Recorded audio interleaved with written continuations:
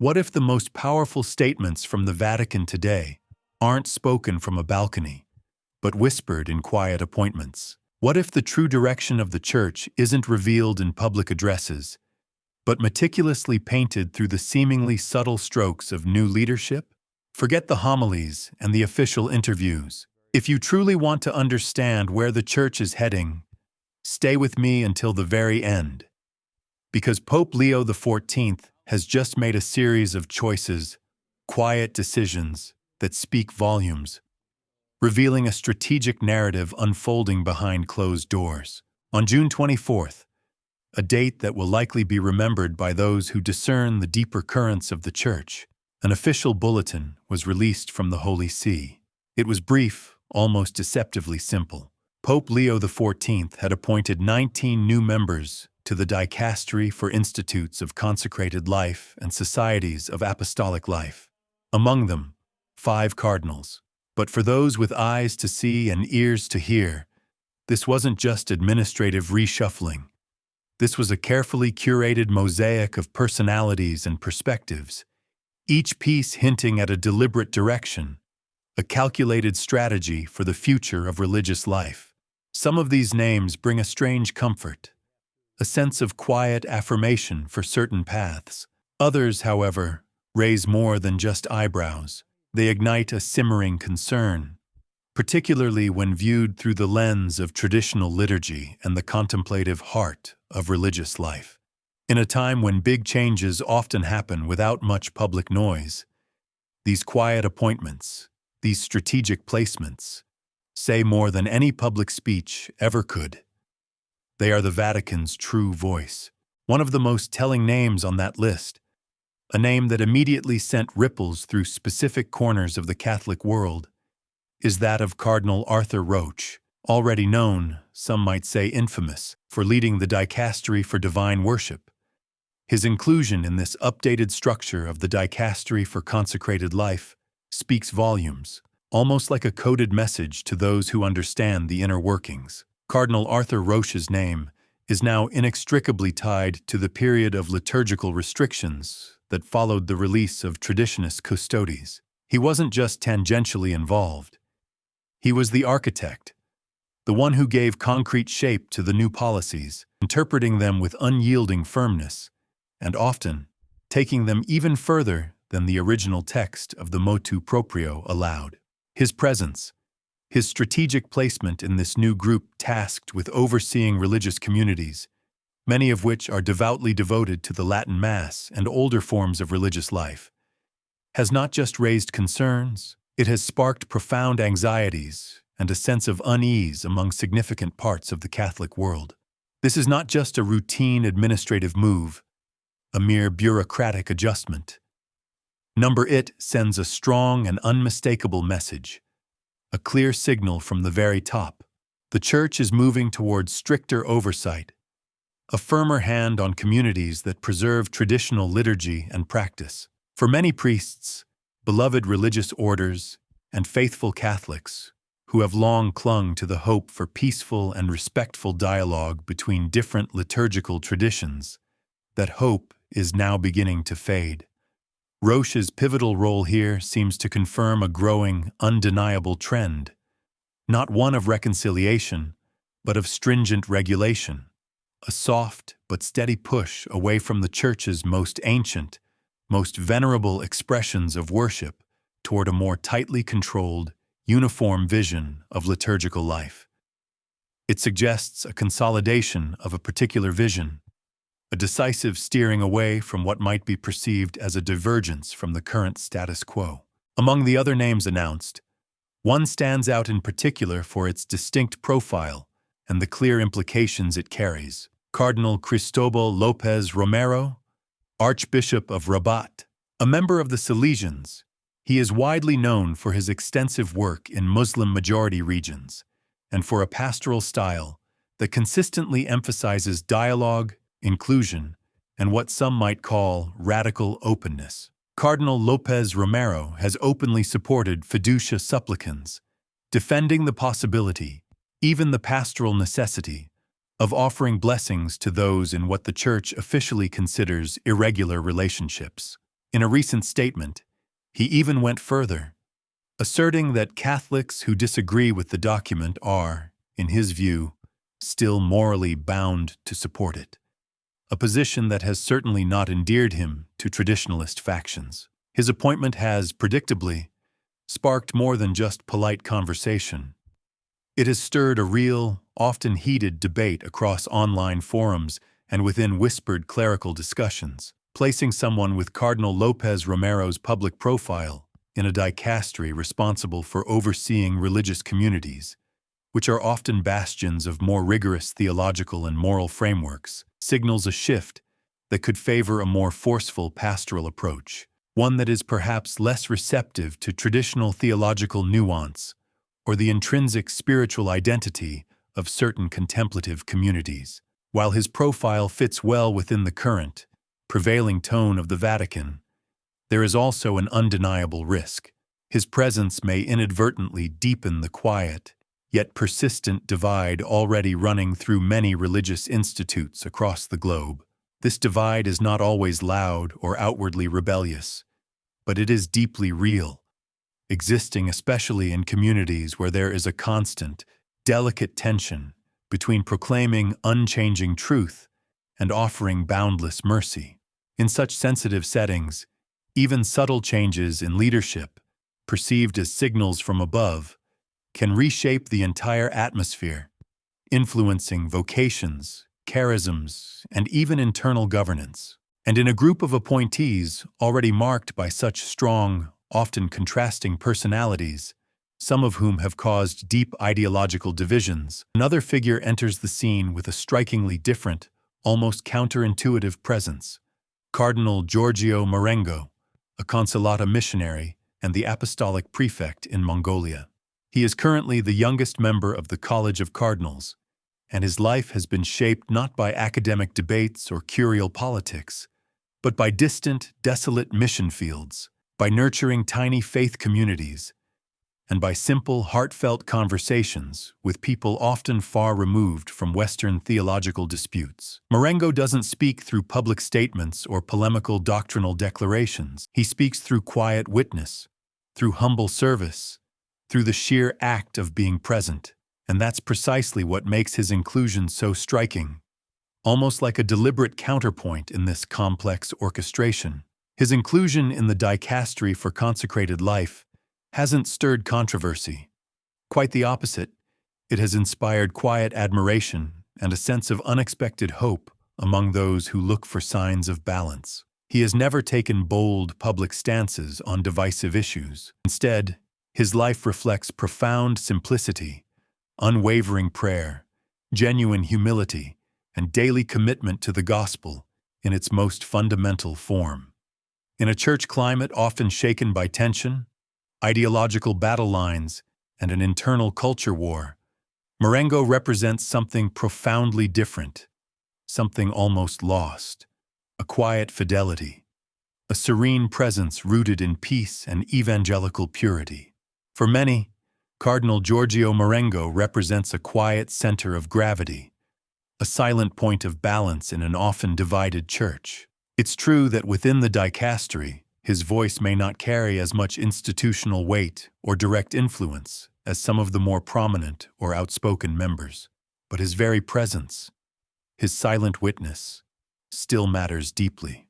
His nomination is a small but incredibly meaningful sign that even now, during shifting priorities and strong opinions, there is still sacred space in the Church for humility, for genuine listening, and for service that unites rather than divides, a subtle acknowledgement of another way, another path.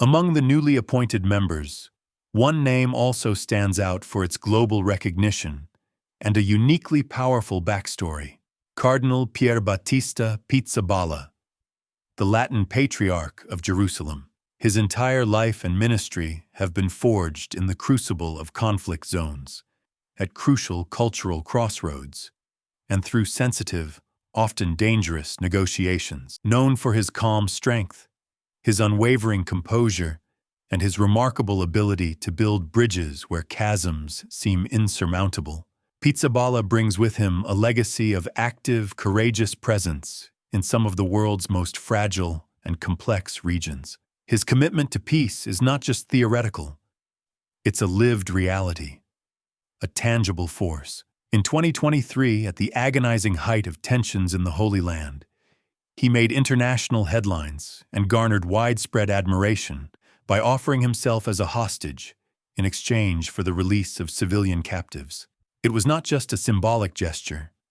It was a profoundly courageous, deeply pastoral act that touched countless hearts far beyond the Church's visible boundaries. That heroic moment revealed precisely who he is: a man willing to step into immediate danger, to lay down his life, to protect the innocent. His appointment to the Dicastery, therefore, comes as no surprise to those who understand the value placed on such real-world, unflinching faith. He is not only a respected figure within ecclesial circles, but also a man of action, diplomacy, and grounded, practical faith. His vast experience, particularly in interreligious dialogue and high-stakes political mediation, adds a truly valuable and perhaps strategically vital dimension to a group already marked by sharp contrasts and differing ideologies. Cardinal Pizzaballa is not a man of rupture. He doesn't engage in ideological battles or seek sensational headlines. Instead, he is known for choosing the quieter path, one marked by silence, patience, and persistent diplomacy. He has built an impeccable reputation on discretion rather than dramatic declarations. Yet, for those who had hoped he might become a strong, public voice in defense of traditional expressions of religious life, that moment has not yet come, at least not in the way some desired. Even in liturgical matters, his approach has remained cautious, aligning himself with the general directives coming from Rome, without pushing for exceptions or offering explicit public support for older forms of worship. His style, it seems, is precisely this: to avoid conflict, to quietly look for common ground, and to work diligently within the limits of what is possible rather than forcing change from above.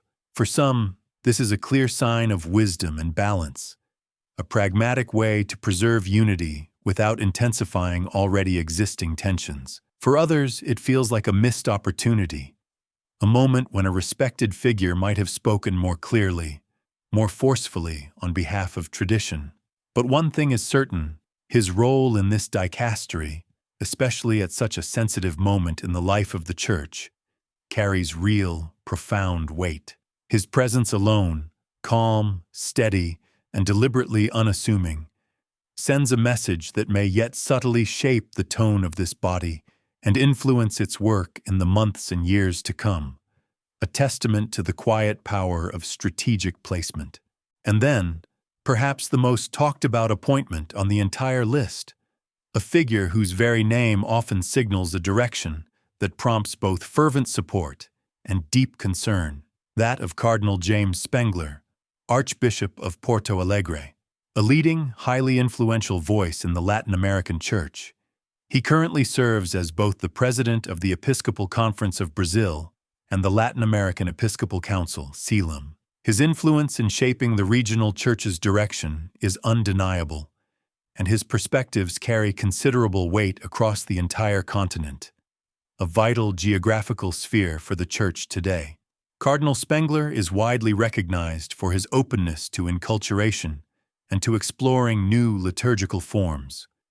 He has publicly supported fiducia supplicans, stating that the Church should not turn away from what he calls authentic human needs, a phrase that undeniably reflects his deep pastoral concern, but one that has also raised serious theological questions and anxieties among many faithful who prefer a clearer, more rigid moral framework. His way of speaking, though always well-intentioned and compassionate, has sometimes been seen as vague or too accommodating by those who seek firm doctrinal clarity and adherence. But his contributions go further. He has also been one of the strongest backers of the so-called Amazonian Rite, a still-developing liturgical form that incorporates elements from the rich indigenous cultures of the Amazon. This proposal includes unique symbolic rituals, native music, and a worldview deeply shaped by tribal tradition. It also, significantly, helped reopen complex debates around married priests and the possibility of women serving as deacons, topics that remain highly sensitive and deeply divisive within the Church. In public appearances, Cardinal Spengler has often tried to balance his progressive leanings with affirmations of liturgical unity, always seeking a path of dialogue. Yet, this mix of openness and caution has left many with a sense of lingering uncertainty. His statements, while always pastoral in tone, have sometimes seemed to walk a fine line between innovation and perceived contradiction, leaving both fervent supporters and staunch critics unsure of where he truly stands on fundamental issues. Cardinal Spengler's appointment to the Dicastery for Consecrated Life, a body fundamentally responsible for overseeing the very identity and charism of religious orders and institutes, is seen by many as more than just a personnel change. To some, it marks a deeper, more profound shift toward a significantly more flexible understanding of what it means to be the Church, a vision in which cultural adaptation is given paramount priority, even if it comes at the cost of preserving established forms and revered traditions. This approach raises real, existential questions, especially for communities that seek their strength not in continuous change, but in rootedness, in the stability of form, in the clarity of doctrine, and in the timeless rhythms of consecrated life. For these religious orders, Spengler's appointment has sparked genuine concern about whether the unique identity they have carefully preserved over centuries will be truly understood, protected, or gradually pushed aside in favor of a more adaptable, modernized vision. The true message behind the Pope's latest appointments is becoming clearer, slowly, piece by piece. Some choices, like Roche's, reinforce already familiar paths, pointing to an undeniable continuity with recent Vatican trends and a steady hand on the rudder. Others, like Marengo's, bring surprising elements of balance, with quieter, less outspoken profiles that leave room for reflection and a more subtle, perhaps even corrective, restraint. For faithful Catholics who love tradition, this is not a time for panic or despair, but for silent vigilance. It's not a moment for surrender, but for patient endurance. Now, more than ever, is the moment to remain steady, firm, but not loud. To hold fast to what has been received, not by fighting with divisive words or public arguments, but by living it, embodying it, with humility, unshakable faith, and quiet, persistent strength. In this moment of profound transition, where appointments carry more meaning than public declarations, the Church finds itself at a quiet crossroads. The recent selections made by Pope Leo XIV paint a picture that is both complex and undeniably deliberate. These are not random names pulled from a hat. They are carefully chosen figures who, when placed side by side, reveal the deep, inherent tension within the Church today. One vision, perhaps dominant, seeks harmony with contemporary culture, striving for dialogue and radical inclusion. The other, perhaps more traditional, holds tightly to tradition as a living, sacred anchor, a necessary bulwark against the shifting sands of modernity. Each appointment sends a potent message, not through loud reforms or official proclamations, but through silent, strategic positioning. And while the Vatican may not always explain these choices in detail, the faithful are watching, listening, discerning every nuance. What emerges is not a simple, black and white narrative. There are appointments that raise deep concern, yes, but there are also moments of calm, of unexpected balance, and even quiet hope. It's not a clean break with the past, nor a triumphant return to an idealized tradition. Instead, it's something more subtle, more intricate. A reconfiguration of influence, a quiet recalibration of tone and direction, potentially engineered to steer the ship in a specific, long-term course. For religious communities especially, These changes will be deeply felt, often at a very intimate, spiritual level. The Dicastery for Consecrated Life doesn't simply manage paperwork. It shapes the very future of monastic orders, contemplative communities, and apostolic societies around the world.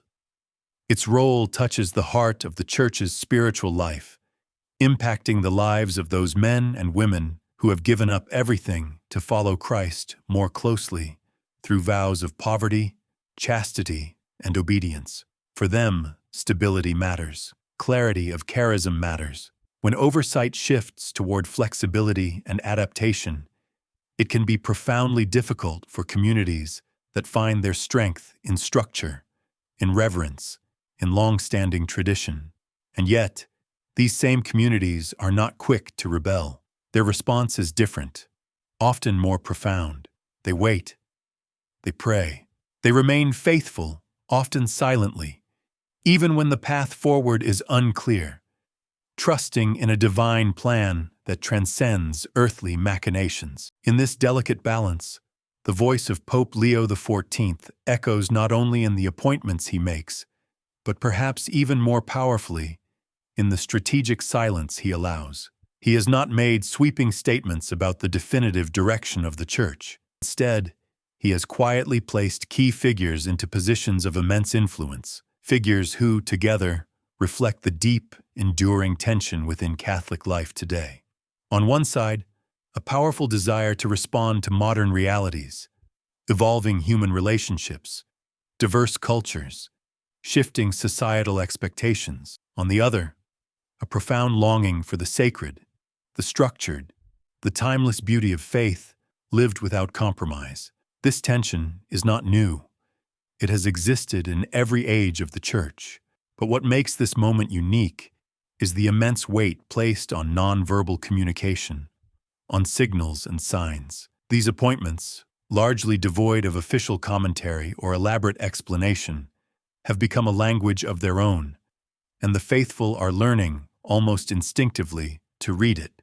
Among bishops, priests, and lay people who cherish tradition, the tone is changing, shifting not toward anger or open division, but toward a posture of silent strength, a quiet resolve. Many understand now that the future of the Church will not be shaped by dramatic public battles or ideological confrontations, but by fidelity lived quietly, day by day. The monasteries that remain faithful to their charisms, the parishes that preserve reverence in their liturgies, the seminarians who prepare with discipline and devotion. These are the authentic seeds of tomorrow's profound renewal, the unseen forces preserving what is vital. And what about those who feel discouraged, who see in these appointments a slow, perhaps inexorable, distancing from the Church they know and love? To them, the call is clear, resounding across the silent spaces of faith. Do not despair. Do not give up. This is a time not of defeat, but of endurance, of profound spiritual resilience. The Church has walked through far darker nights, through periods of greater confusion and internal strife, and she has always, unfailingly, been renewed. Not by noise or by political maneuvering, but by the quiet, often hidden holiness of her saints. Saints are rarely made in the spotlight. They are forged in silence, in unyielding faithfulness, in sacrificial love, far from the clamor of public debate. And this age, marked by profound uncertainty, by a strategic recalibration of power, may yet become the age of hidden saints, men and women who do not demand attention, but who remain deeply rooted in Christ, bearing fruit quietly, faithfully, persistently. In that profound sense, tradition is not just about forms or language. It is about witness. It is about passing on something sacred, something timeless, not by force or coercion, but by the compelling power of love. And love, as we know, endures even when misunderstood, even when marginalized, even when seemingly overshadowed. So now, in this unfolding chapter of Church history, every Catholic has a vital, indispensable role to play. Not everyone is called to be a bishop or a cardinal, or to sit on a dicastery, but all of us are called to be faithful, to defend truth with humility, to respond to confusion with peace, to live the gospel not as a mere slogan or a distant ideal, but as a daily, lived offering. Let us support the good shepherds, those who guard the flock with courage and clarity, sometimes even quietly protecting tradition from within. Let us pray for those who lead, especially those facing immense pressure from all sides, caught between competing visions. Let us remember that the Church is not held up by institutions alone or by strategic appointments, but by divine grace and by the quiet, unwavering yes of countless souls who choose to follow Christ no matter the cost, no matter the perceived direction from above. This moment is not the end. It is a beginning that may look quiet, even hidden, but one that carries the profound, transformative potential of deep renewal. If the Church seems to speak less with explicit words and more through subtle signs, through the very choices of her leadership, then let us become keen readers of those signs, and let us be part of the answer, not by demanding a change from above, but by choosing faith, reverence, and charity right where we are, in our homes, our parishes, our communities, because in the end, the Church is not moved by headlines or by the shifting currents of worldly opinion. She is moved by saints, and that is our sacred call now, to become saints in our own time, to be the quiet, faithful force that ultimately shapes her destiny.